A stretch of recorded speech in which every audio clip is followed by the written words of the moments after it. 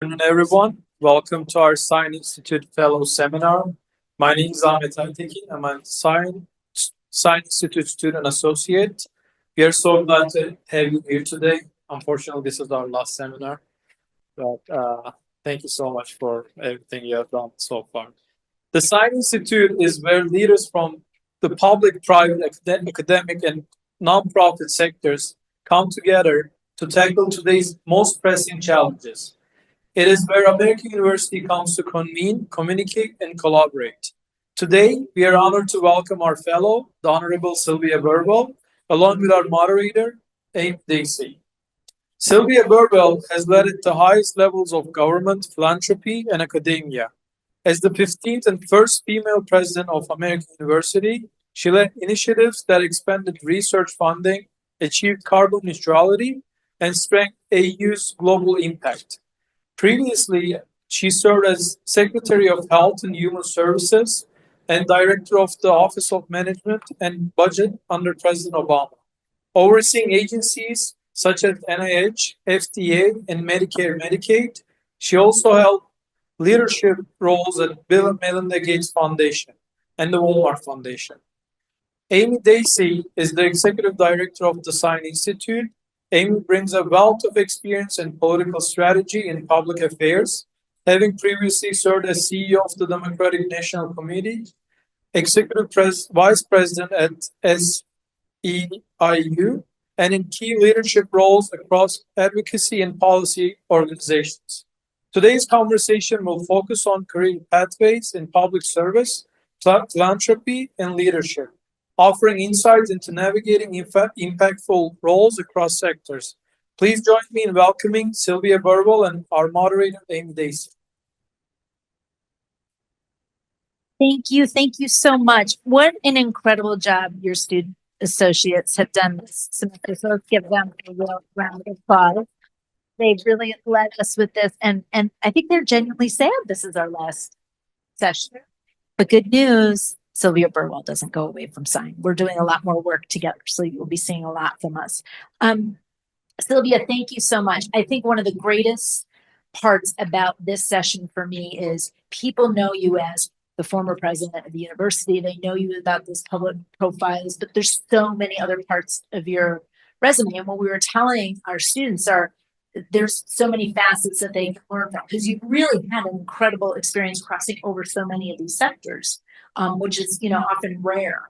I think, for us, we're going to do some questions, but we'll be plenty of time. Get your questions ready, because this is really your session to find out some questions about career, about leadership. But I'm going to go a little out of order of what we discussed, because I want to go to young Sylvia. Little Sylvia. I don't know if everybody knows this, but it was so incredible when we were digging in to see that you spent time as a Youth for Understanding exchange student in Japan during your youth, which I thought was really interesting. And I'm wondering, how did that experience shape your worldview and influence your approach to this cross-cultural leadership, and maybe even why you took a chance and wanted to do that? Because I thought that was really interesting. So I was the first class of U.S. Senate Japan scholars that were created. And the Japanese government paid for 100 students when you finish your junior year to go and spend the summer in Japan.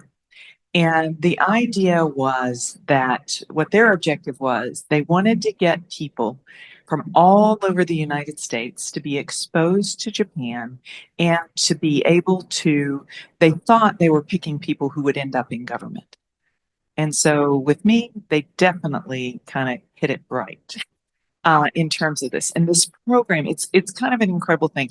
I used to walk home for lunch. So, okay, I'm from a town of, it's now 2,600 people. It was 3,000 people when I was little. Okay, so I would walk home every day for lunch.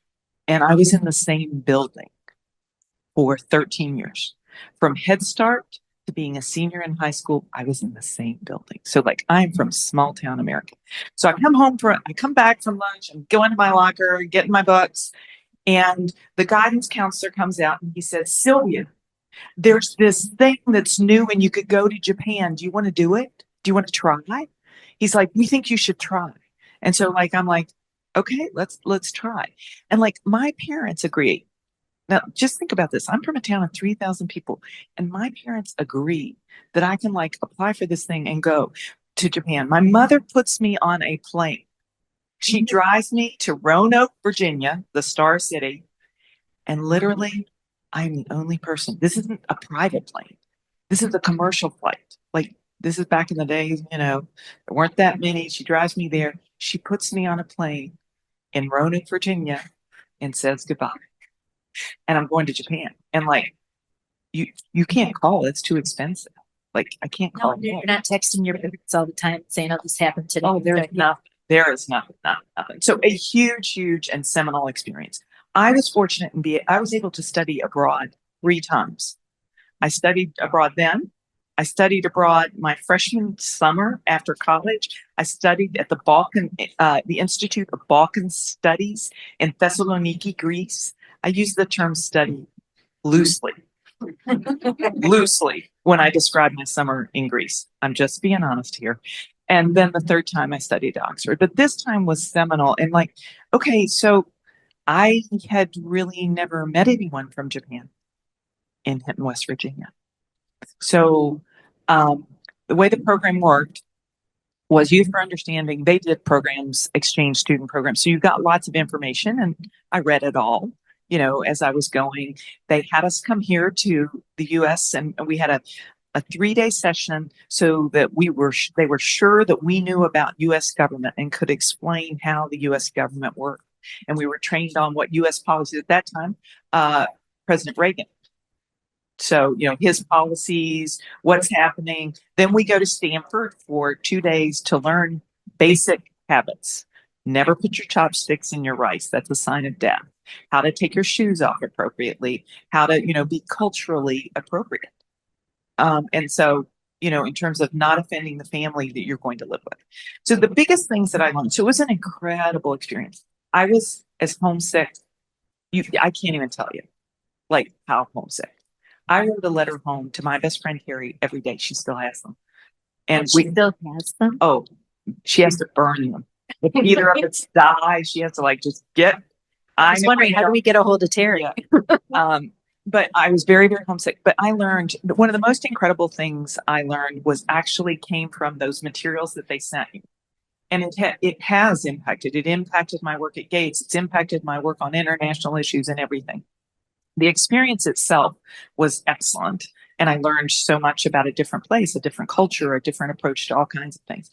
But the big thing was one of the pieces of the material that they sent you said, equally logical, but different. So when you face that new situation, you had to pause, don't judge, pause, and say equally logical. So what's the logic here? What's the logic? It's different than what I would have applied, but there is logic to what they're doing. And let me give you the best example. And I actually wrote my college essays about it. So homesick as can be, I get sent to school. Okay, I'm going to school with my host sister, and it's all in Japanese, and I have to wear a uniform. I'm a kid from a public school in West Virginia, okay, and I have to put on a uniform, very long, a long blue sailor skirt with a sailor top, and one day it is pouring the rain, and I break out. I have on my uniform, but I put on my orange slicker. I'm a Hinton Bobcat, orange and black were our colors. And so I brought a rain slicker and it was orange. And my host mother, who can't speak any English but uses dictionaries, tells me, no way, no how. With the dictionary I get. And finally figuring it out. And I'm I can't believe they don't want my individuality. They don't want who I am as a person. Many things that I'm sure you all get and understand. But what it was about, and I wrote about this, is actually, it was the opposite. When the reason that everybody had to be the same is because then it was about who you are. It wasn't about what you could afford in terms of clothes or any of those things. It wasn't about these external, you know, the things on your outside. It was about everybody would be known. You were an individual because of what was on the inside. And so I had a little trouble with that logic at first. It took me a while to get, but that is one of the best examples I can give. And that equally logical but different has served me in everything from the international work I've done to the seminar that we're completing, which is the realignment conversation. The people that voted, we need to understand their logic. It's equally logical but different. And so it has served me incredibly well. And it was a great experience in so many ways, including like learning to deal with jet lag. And I traveled 40% of the time when I was at the Bill and Melinda Gates Foundation. But we get off the plane, I'm 16, we get off the plane and we go straight to meet with the prime minister of the country. You're like, I am kind of sleepy. It's all in a foreign language. What is going on? So lots of incredible experiences came from my Youth for Understanding experience. It's interesting that that was one of the early opportunities that you had. And did it help you shape, like, you have to have a global perspective too, because taking, challenges and. Yes. I mean, I was there for the anniversary of Hiroshima and Nagasaki. That's the bombing when we released the nuclear bombs. And like that day in Japan, and like I'm an American, and like that was quite an experience in terms of like the people I went to school with. I went to an all-girls school, and just their anger towards me in terms of Having that understanding of different contexts for the way things happen too. So one question I wanted to kind of move into is you served as deputy chief of staff during the Clinton presidency. So that was also a time when obviously there was a lot happening in the nation. There was a lot happening with the leadership of the, in the administration. I'm wondering how you manage competing priorities. And listen, let's be honest, you navigated through the political turmoil of the impeachment proceedings, but you also had to have the White House focused on its agenda despite these challenges. Did you learn a lot from that experience of like outside forces trying to keep, you on task for your job? I'm very curious how in that role you navigated that. Yes, and I think there was a lot to navigate there because I also was, let's do that part first, which let me give you a very specific example of how that was navigated. And at the point in time which a story breaks about President Clinton and Monica Lewinsky, which was a person that he was having a relationship with. At that time, you don't know. This is what is reported. And it is maybe 2 or 3 weeks before the State of the Union. And I had been assigned, I'm deputy chief of staff. John Podesta is the other deputy chief of staff, and Erskine Bowles is the chief of staff. And I had been running a process for about 5 months on the State of the Union.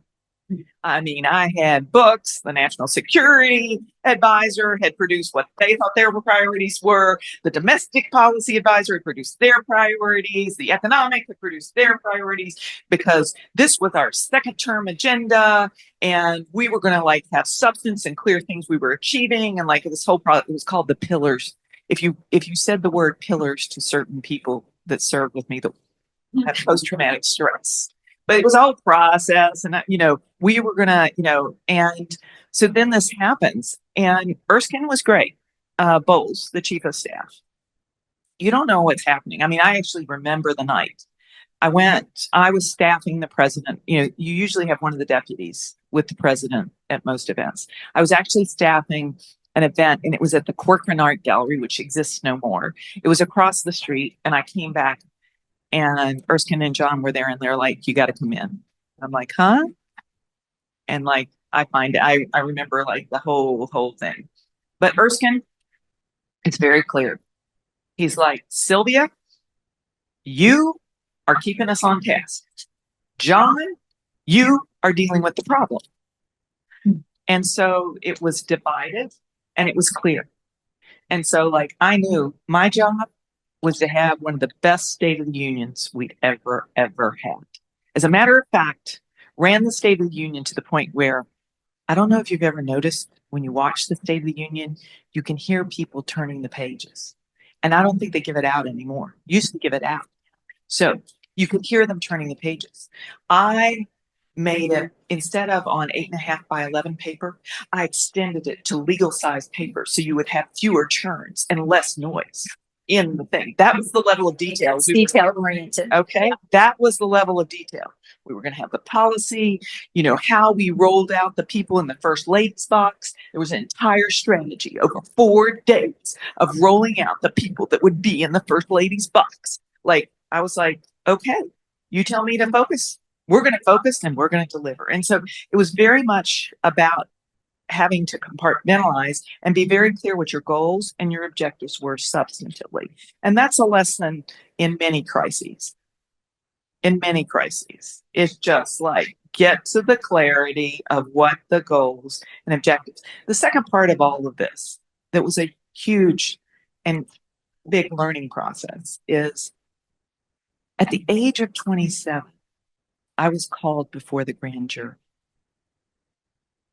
And it's because I was there the night that Vince Foster killed himself. I was at the White House the night Vince Foster killed himself. So what happens is the President of the United States, President Clinton, is on Larry King that night. And Gene Sperling and I were preparing the president for the TV show. We were the economic team. So economics, what we wanted to talk about, and what we were going to talk about, and what President Clinton was going to talk about. And so, and in the sequence of events, this is before the other incident, just for those of you who are young. So we're going on, and Larry King, in the middle of the session, says, President Clinton, would you be willing to stay for an extra 30 minutes? And of course, President Clinton, absolutely. So I was sitting in the pretty good job, by the way. Like I was sitting downstairs in the bottom of the residence watching it on the TV as he's doing it. And I like see him agree, and I'm like, I guess I'll be here another 30 minutes because, you know, you need to stay, you got to watch it, you got to make sure there's nothing to clean up, you know, any of that stuff. So I'm sitting there, and I don't know why Gene wasn't with me, but he wasn't. I guess maybe he'd gone back to do other things or work or something. And I was like, no, you're staying. So then all of a sudden, like, there are phone calls coming into the White House, and I'm like, something's wrong. And I see Mac McClarty, the chief of staff, and I'm like, there's something wrong. And so I'm like the only person around. I mean, this is like 9:30 at night, so there weren't, you know, support anybody around. So I go back and I start answering the phone in Mac's office because the phone is ringing off the hook, and Mac is trying to get the president off of Larry King. And I understand that there's a big problem. It doesn't take me that long to figure out Vince is dead. And at this point, you don't know anything. All I know is like, Vince is dead.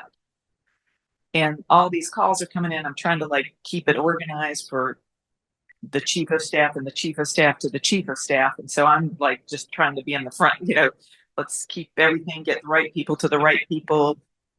But somewhere in this, I mean, and this is going on and goes on until, you know, like 2, I mean, I think that night I left at 3:30 in the morning.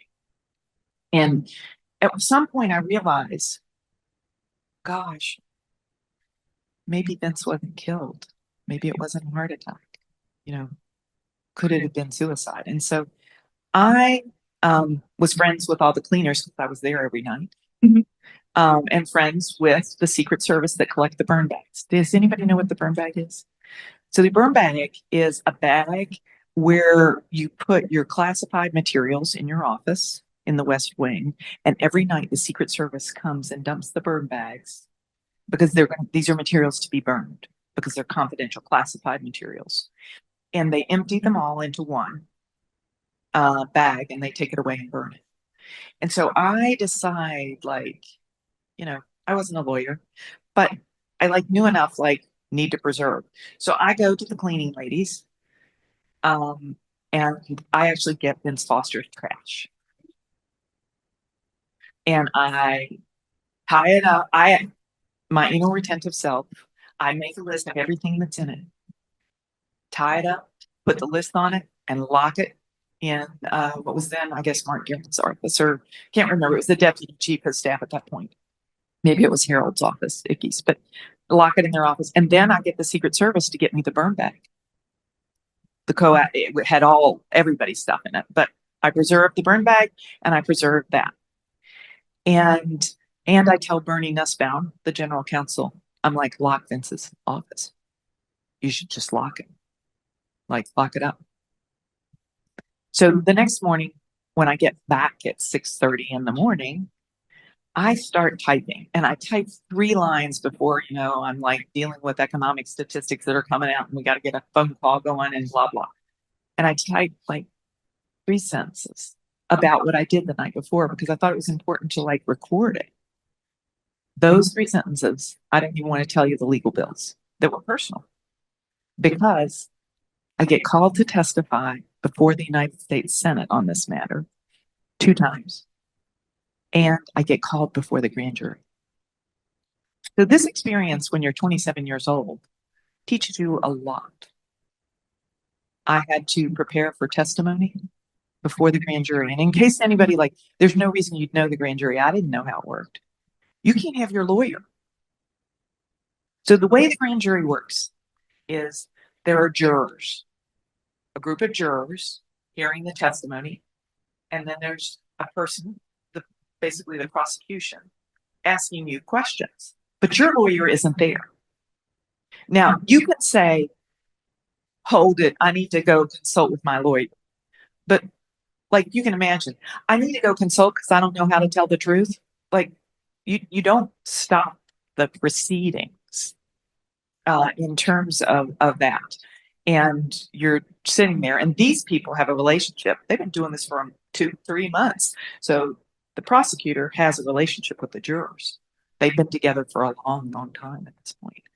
I mean, it was quite an experience learning about our legal system, as well as that.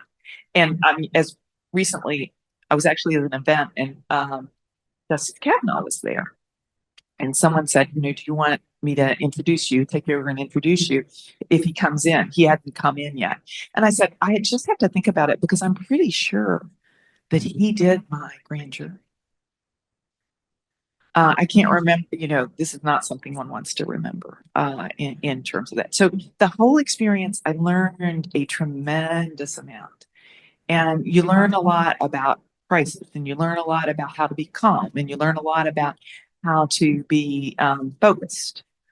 At 27, I was testifying before the United States Senate in hearings that were front page news. As a matter of fact, the night before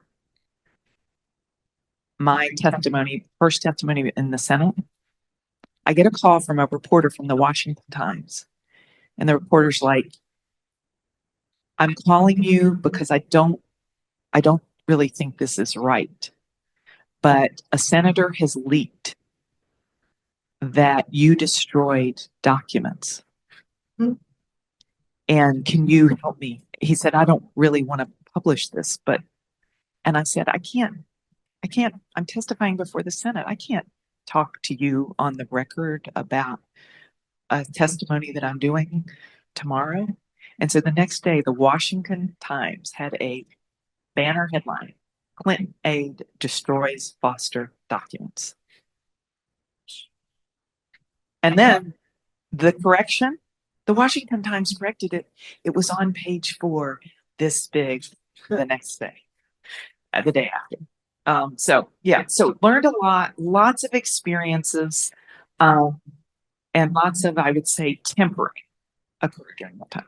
I think it's interesting too, because you've had so many experiences in different roles in the administration. So we look at Deputy Chief of Staff, OMB, HHS. It's interesting because while you were Deputy Chief of Staff, I was in a Hill office during impeachment. And so just hearing, I'm having my memories about what did that look like and how did our office run. And so I'm curious about also the different audiences and how do you manage, in those roles, all of them really, you also had, you know, the people you were responsible to in your role. You talked about like the people you worked with as deputy chief of staff, but you have these other audiences because in this government, it's Congress, it's the Supreme Court. It's like, how did you manage that in some of these roles, especially when you think about the fiscal policy at, you know, OMB and like, you know, these are stakeholders, investors in what you're doing, HHS that matters. How do you manage all those audiences and making sure that you're getting the information out in that way? It's complicated. Yes. And so very early in whatever it is you're doing, figuring out what the objective is and what measurable success looks like. And then also understanding just in about anything you do, any job, just about anything, the number of stakeholders is going to be more than one. And so how you get to the place where you can understand and think from that other stakeholder. How are you going to get that? Figuring out how you're going to get it. And that's if you have to ask somebody. You know, when I came back to do OMB, we were in something called, when I came back to this is the second time, the Obama administration, I'm the director of the Office of Management and Budget. We are in something called a sequester, which is a very bad situation where things are just being cut. And they're cut across the board. It's bad budgeting, it's bad everything. And we got to get out of it. Nobody knows how to get out of it. One of my first moves was I got to understand one of the sets of stakeholders. So I find a Republican congressman who gets a group of Republican congressmen to meet with me confidentially and tell me like, what's on you? What are they thinking? How are they? But getting to the place where you understand those stakeholders, it takes work to figure out like what this group is thinking or what that group is thinking. I mean, obviously I wanted to understand what House and, you know, the House and the Senate don't always think the same thing when you're doing that kind of job. When you're at Walmart, you know, and you're working on the foundation, you know, what the philanthropic work looks like, what the business work looks like, what the community work looks like. There are lots and lots of different stakeholders, and very quickly understanding like, how do you need to think about this from different stakeholders' position is something I would suggest as a career development thing that you figure out quickly. That's important. Because you brought up the Walmart Foundation, you were also Chief Operating Officer and President of the Global Development Program at the Gates Foundation. And I'm really curious, especially in philanthropy, you oversaw initiatives that touched millions of lives and globally. What were some of the key strategies you used to ensure these programs not only reach their targets, but were also sustainable in the long term? Because that's a big part about like a lot of times some of you all will go off and do program work, and like how important is that and how did you manage that, especially on the global scale? Because I know some are interested in working globally. Yes. So it was at the Gates Foundation that I kind of developed one of my primary approaches to problem solving in terms of whatever the problem is or the thing that I'm working on. And it starts with a definition of the problem. What's the problem you're trying to solve? Define. And then the second circle, and this is the Venn diagram. The second circle that's overlapping is what's the solution set? So, I mean, and that can be lots of different things, can be that solution set. And then the third circle is what are we good at? And so that overlap between the problem, the solution set, and what we're good at. So getting that is like step one. And so I figured that out, you know, by doing it. I did so many pieces of strategy work for Bill and Melinda Gates. I like these, you know, the strategy for this thing, strategy, you know, as we were trying to like figure out. And then the next step in terms of it is a big learning that I had when I was at Gates. And it was combined with the learning of having served in government. And that's that really only two things scale something. And that's government and markets. Those are the two things that scale something. Philanthropy is not a scale play. Just not. It can start something, it can figure it out, it can create models, it can advocate, it can provide the information and the analysis. It can, you can use the voice. In 1 week, when we decided to focus on malaria at the Bill and Melinda Gates Foundation, and Bill made it his top priority for that week, and Melinda, we got more coverage of malaria than the entire year.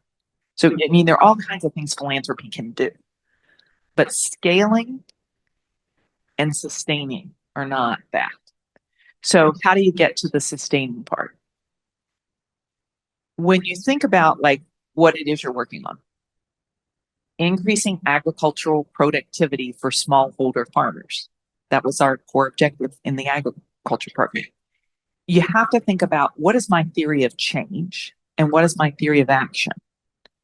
And included in both of those. So the theory of change is, if I push this lever, if we do these things, these are the outcomes we're going to get. And think of theory of action as an action plan or a business plan for those of you who are at COGA. Think about that as that, or anything. If you're at SIS, I'm sure you've learned the plan to get it done. That's what the theory of action is. And then you got to be willing to evaluate and measure. You just got to be. That's how you get to this sustainability. So you have a thought about how it will be sustained. I mean, you got to put that in the plan in terms of how you think about it. And then you got to be willing to measure and change things and know that you're wrong. You got to be willing to go, I'm wrong. We got to back up and change. This isn't working. And those are the ways that you get to true sustainability.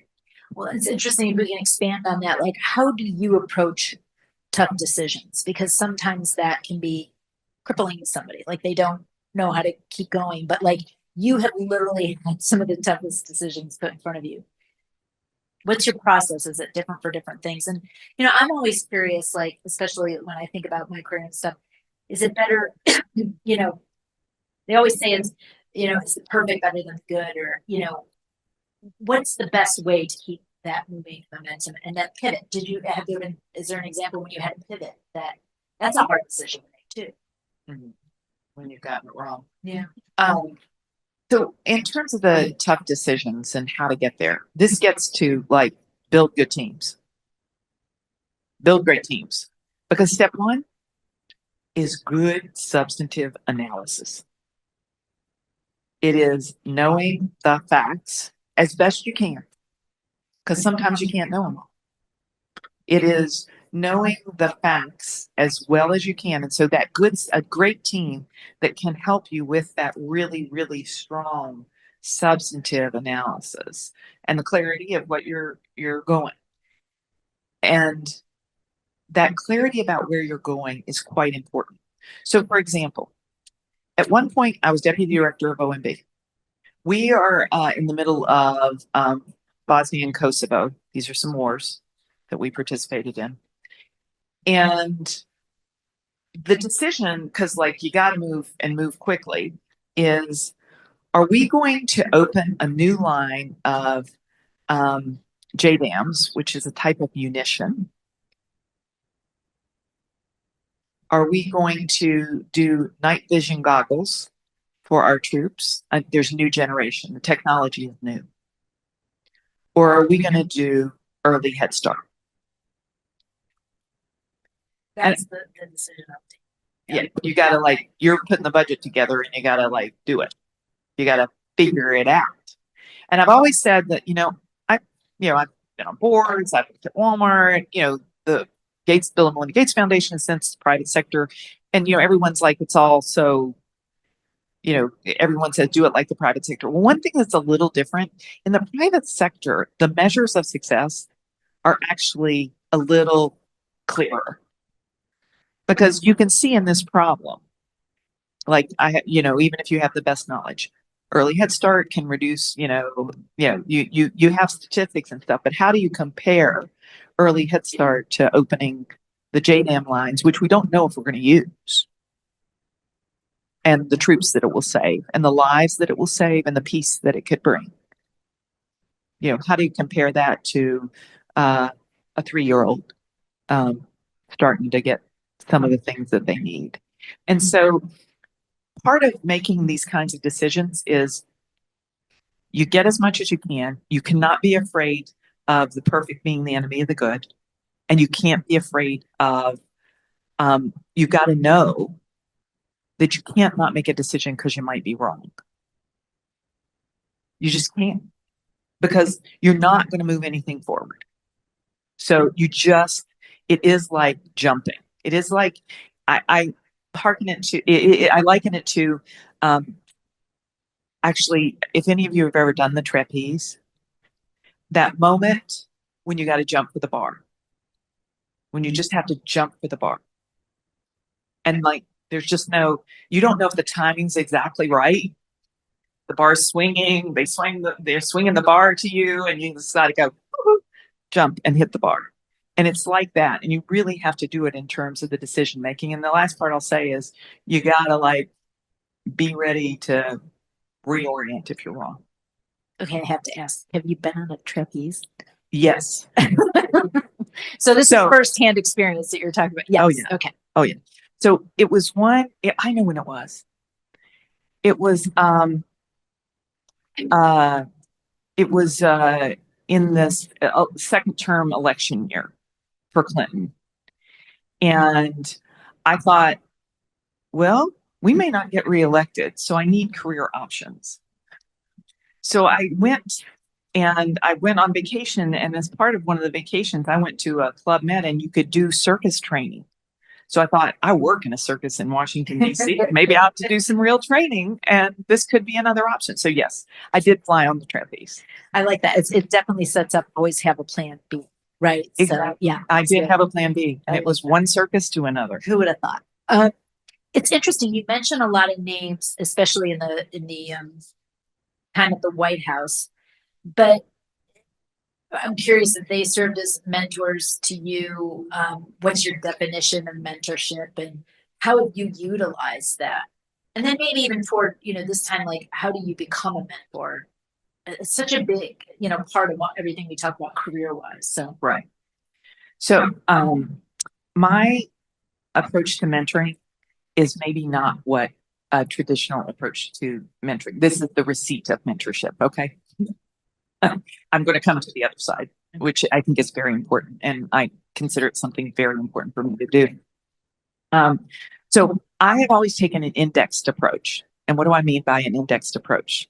I mean, I don't think of I have people that I'll list, and I'll tell you some of the people that I always turn to and I consider mentors, but I also kind of view the world in terms of, there's something I learned from you. There's something I learned from you. There's something I learned from you. There's something I learned from you. Something I learned from you. And I think about that. And that's actually a part of how I think about how I am mentored.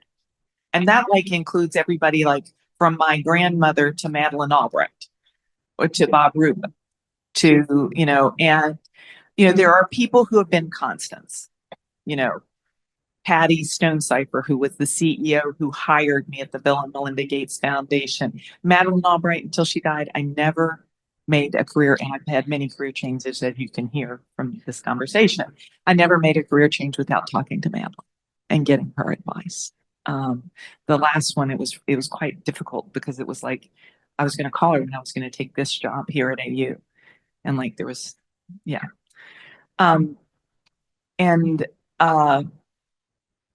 There are people like Madeleine, Bob Rubin.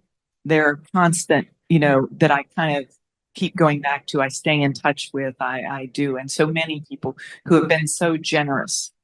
And interestingly, I've been fortunate to be the first woman or the second woman to do a lot of different things. And there was a group of women, and I was I'm in my 20s, and these women are all in their 50s and 60s, and they had a group that they brought together to mentor and help other women, and that's just always been a quite an important thing in terms of people who always helped and supported me. And so it's been an important thing in my life. And I was thinking about it as I was coming to this, because I thought, about the mentoring thing.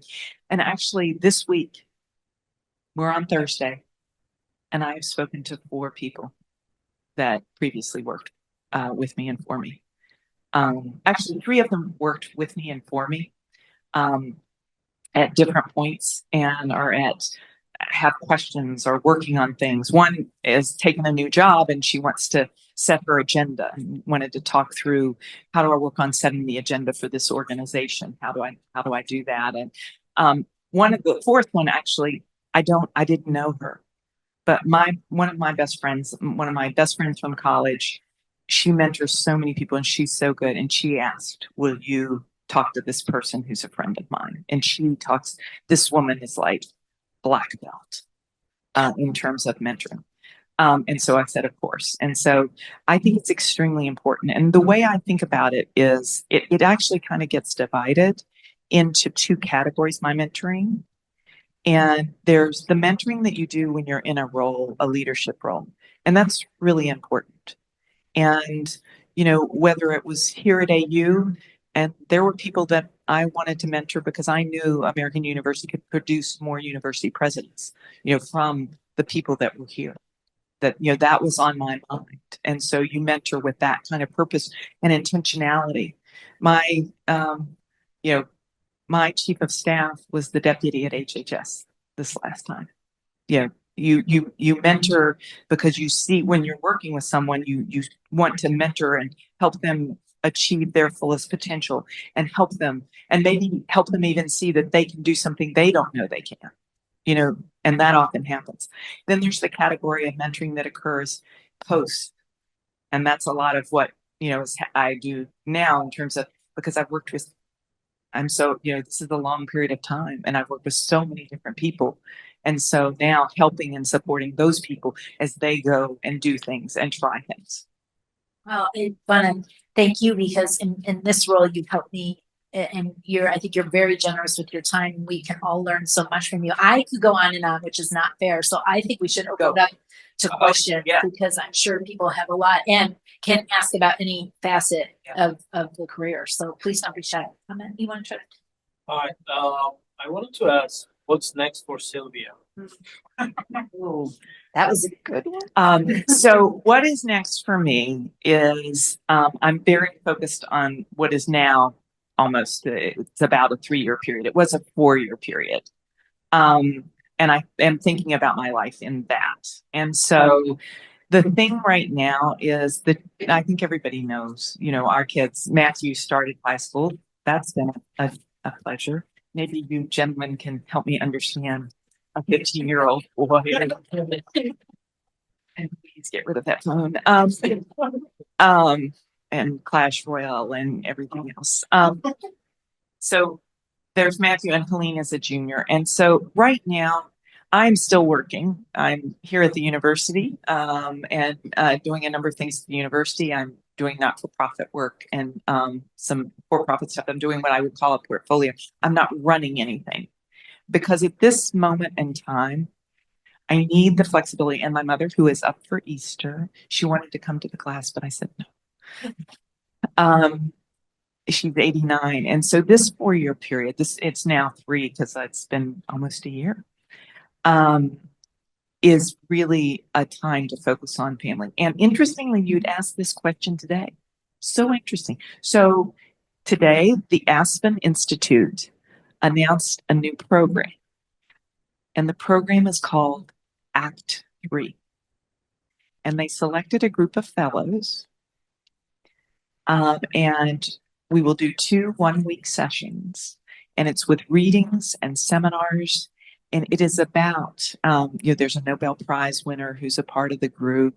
There are people who have, done a lot of different things. But the purpose is to think about the most important ways that you can have impact in Act 3. And so I have been named as a part of that program. So when I get done with the program, I may have a better answer for year 4. Okay, well, we'll bring you back. That's easy enough. And I think that on the Sine Institute, we're highlighting that big, accomplishment next thing. And so if people are interested, you can go to our stuff and see a little bit more about what Sylvia's going to be doing with that. What's another question? Yes. going back to like early career, like I feel like a lot of these positions, it's skills that many people can do. There's more supply than there is demand. What do you think someone like when they looked at like young Sylvia, like looked at you and they're like, yes, we want to take a chance on you? It's a great question, and I'm going to answer it, and I'm going to answer it when I was your age. Okay. So I go to work. First, I go to work on the Dukakis campaign. This is a failed Democratic candidate. You may remember he was in a tank. Not good. You also may remember he answered a question really badly in a debate. He answered a question about what would you do if someone raped your wife, and he gave a pretty technical answer. Love the man. He's Greek. I'm Greek. But so it's a failed presidential campaign. But when you ask, like, what distinguishes? So the idea that you do whatever you're asked and whatever it takes.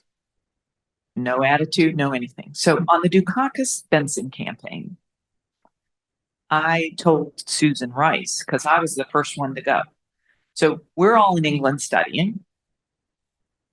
Susan Rice, a gentleman named Michael Barr, that some of you may know as vice chair of the Fed.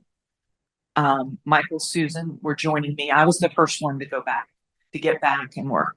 And I called him up and I said, let me just tell you, on this campaign, you need to be a Rhodes Scholar to fax and a Marshall Scholar to photocopy.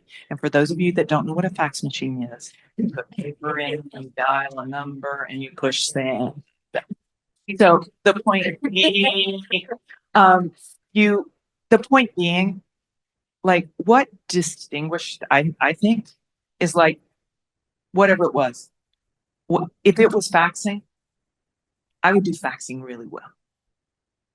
Like, I would make sure it had all the right information on it. So the person on the other side, when you got that fax, you knew who it was from. You knew what you were supposed to do. Did it have an action to it? Were you just supposed to read it? You had your instructions.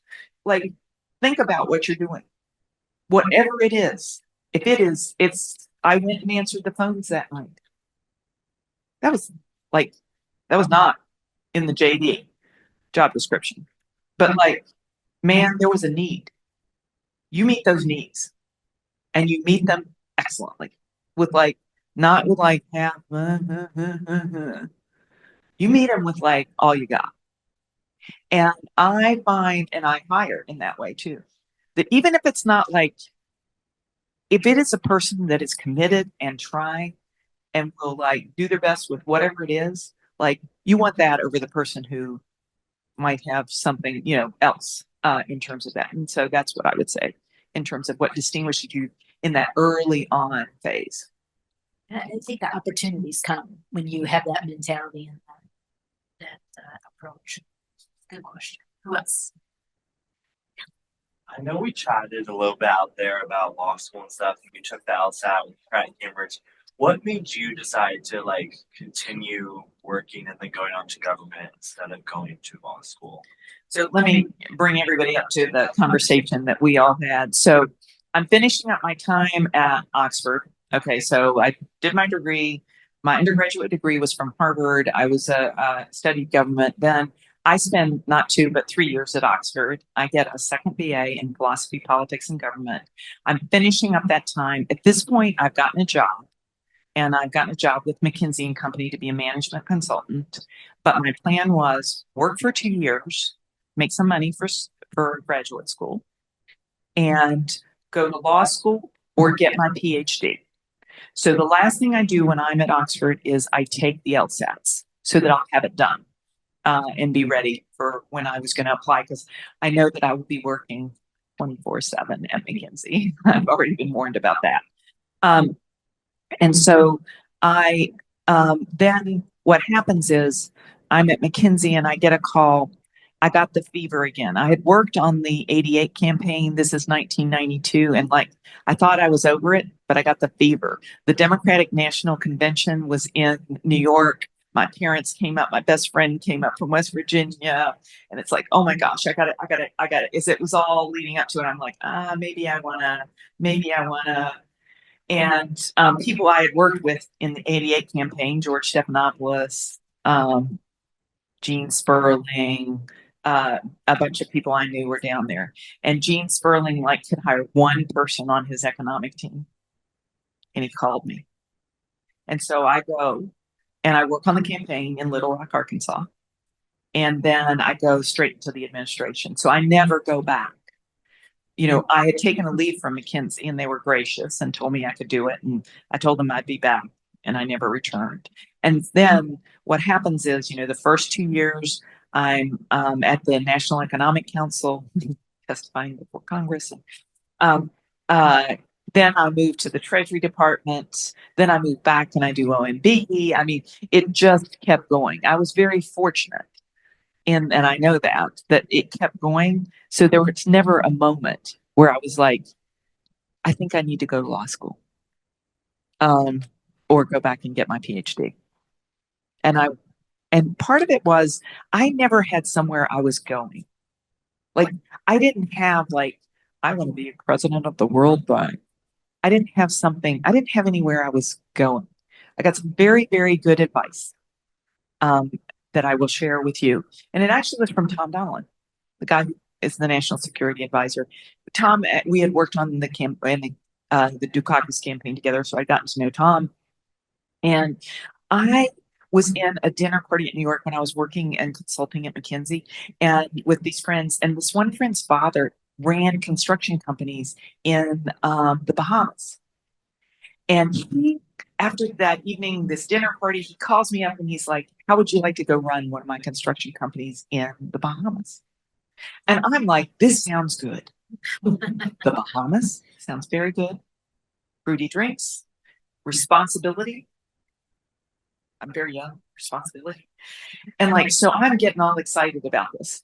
And I called Tom Donilon and asked his advice. And instead of saying, Sylvia, that's the wackiest idea I've ever heard. He said, Sylvia, think about 3 things. Number 1, are you learning? Number 2, are you contributing? Number 3, are you having fun? Put together 40 years of that and you'll have had a good career. Think about those things and analyze this as a choice versus others. I like that. I like that a lot. And I think it sounds like throughout your career, because I've had some of those experiences too. Sometimes you have a thought about maybe the next thing in front of you, but sometimes opportunities find you and you really have to be prepared to accept that or to, because some things right now today sitting in your seats, you have no idea one of the jobs you're going to have. You have no idea. And that's the weirdest thing because I think we both have had jobs where you go, yeah, no, 18-year-old, you never thought that would happen, or 18, yeah. So I think that the capitalizing on opportunities, but I love that advice there. We can have another one. Yes, hi. Hi, my name is Chelsea. I'm actually an alumni from AU. Yay! My question is you work in public service and you work in the private sector. A lot of us who are alumni who have been working in public service now have to pivot to the private sector. I'm just asking you, do you have any action steps? Do you have any advice for us? How different are the 2 sectors? How do we continue serving people, populations, communities if we're not in the global development and humanitarian space? We're in the private sector. So your skills are completely transferable. Okay. The problem solving and the work itself, it just gets translated to a different context. So you need to learn the context and you need to recognize that you have to learn the context and you need to be intentional about learning the context, but it is highly transferable, the skills that you have. And the thing as you embark on the journey is thinking about how to translate it so they hear it. This gets to this stakeholder thing, right?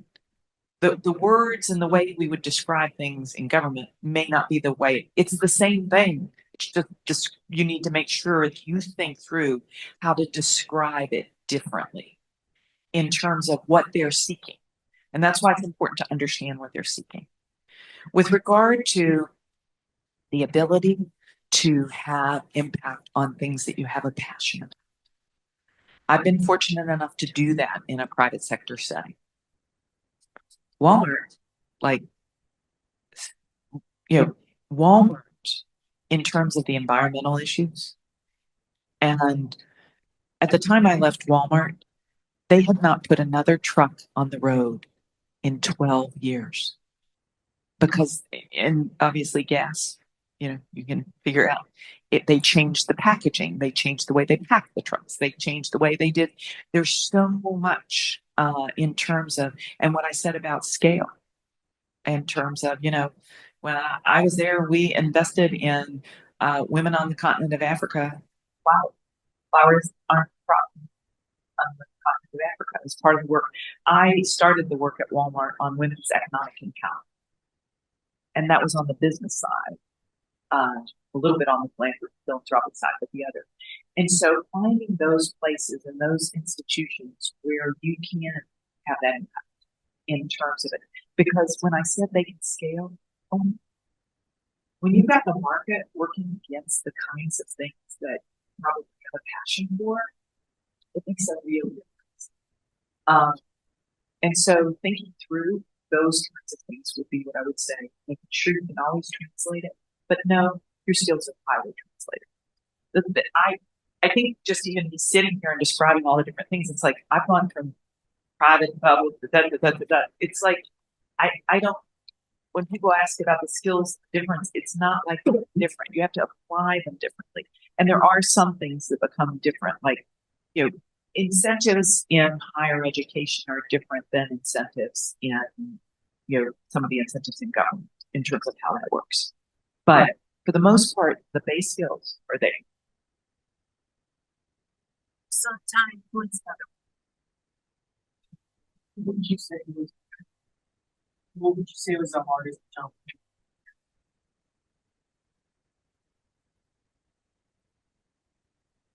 Jackie. It's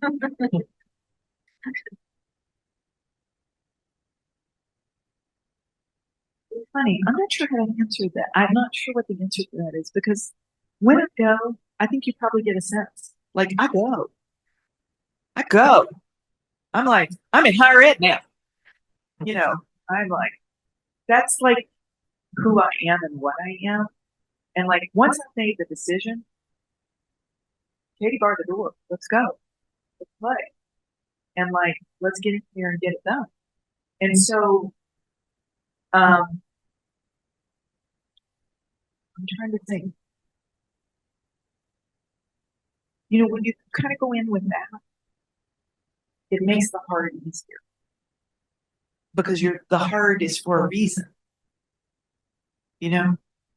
Like understanding, I mean, being in a place and like, oh, okay, so this is different. Or, yes, I have had Bill Gates tell me that is the stupidest thing in the world I've ever heard. Yeah, there are different things at different places that have been, that are sometimes hard, but I'm not sure which one I would say was hard. I found them all interesting and exciting. And, that component of those three things that I said, that learning thing, man, when you come to the new place, here is the learning curve. And to me, that's like a good thing. I think what you said about things being translatable too helps with that, because your skill can. Yes, and I believe that. And that's probably also what helps with the things. No, I believe it. I believe that, and it's everything you learn along the way. It's not just the jobs. It's like, when I was HHS secretary, it was important that I was from rural America and I understood healthcare in rural America, because the challenges of rural American healthcare, and I lived in the Upper East Side of Manhattan. Like, I got urban, I volunteered at the Boys Choir of Harlem. I was a volunteer in a program for foster children. Every weekend we would take these foster kids and do events and stuff with them. It's like all of those experiences teach in terms of like, you learn about the stakeholder questions. You learn, it's not just like the jobs that teach. It's life. that teaches the stuff that you're going to use. And it's up to you to think about, how am I going to use that? How does that apply to you? How does that help me here in terms of that? Okay, Caroline. One more question? Anybody? Okay, Alex, you can have the final one. So I was wondering, you talked a lot about budgets and budget. Also in your other capacities as different executives, what are some decisions that you had to make that affected not just people outside that you're trying to help with your organization, but like the people inside the organization that make the tough decision, team, top. And when you say impact, Alex, so I understand, like, impact their jobs, or impact, like, I have had to make decisions that I know the team is like not gonna love. Either. So let me give you a pretty specific one. So I am trying to negotiate the expansion of Medicaid. Okay, so when the law is passed, it's going to go. The expansion goes everywhere. There's a Supreme Court case. This all happens before I get to HHS that changes like the way this works, and so states have to accept the expansion of Medicaid. And like, this is a big deal. It's a very big deal in terms of more people getting health care. And also it's a big deal.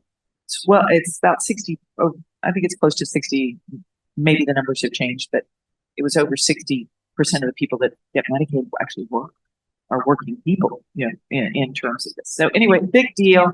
Need to work on this, need to do it. So I'm negotiating with a governor named Mike Pence